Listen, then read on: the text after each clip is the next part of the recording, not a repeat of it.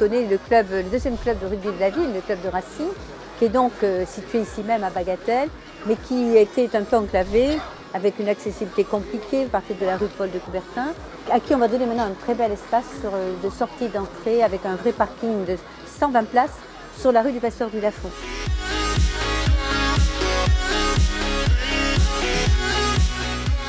Quand on a conçu ce projet, on s'est posé la question de faire un terrain synthétique, de faire un terrain hybride, de faire un terrain naturel. Et finalement, grâce à l'AMO qui nous a accompagnés, on a opté sur ce type de terrain qui s'appelle du supra-naturel. C'est quoi? C'est du gazon qui est semé sur du sable. On a rajouté tout l'éclairage nécessaire pour pouvoir évidemment aussi s'entraîner la nuit, ce qui permettra donc des belles compétitions, un bel entraînement pour le club et peut-être aussi des terrains de secours pour l'USM, ne sait-on jamais.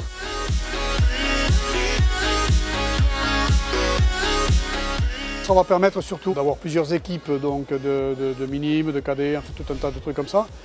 De pouvoir s'entraîner davantage, donc il y aura des terrains qui jusqu'à maintenant étaient occupés, donc de les neutraliser pour ces gamins et donc de fortifier notre école de rugby qui justement est en train de prendre vraiment de bonnes racines.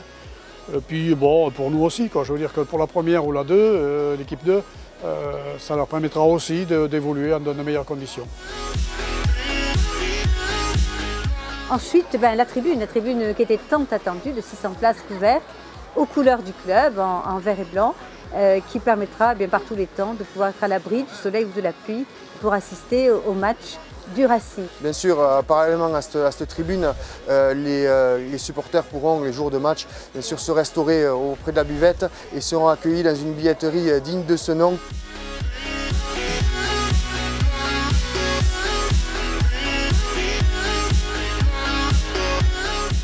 C'est un budget de 2,6 millions, dont 1 million d'euros a été fourni par l'État. À l'époque, c'était le ministre Jean-Michel Baillet qui nous avait permis d'avoir cette aide financière importante. De notre côté, la ville met plus d'1,5 million entre la ville et l'agglomération, le département 75 000 euros et la région devrait, on attend autour de 270 000 euros, qui devrait normalement pas tarder. Donc je pense qu'aujourd'hui c'est un jour de fête et je pourrais même dire un jour de fierté pour la Racing Club Montalbanais. Soyons-en heureux.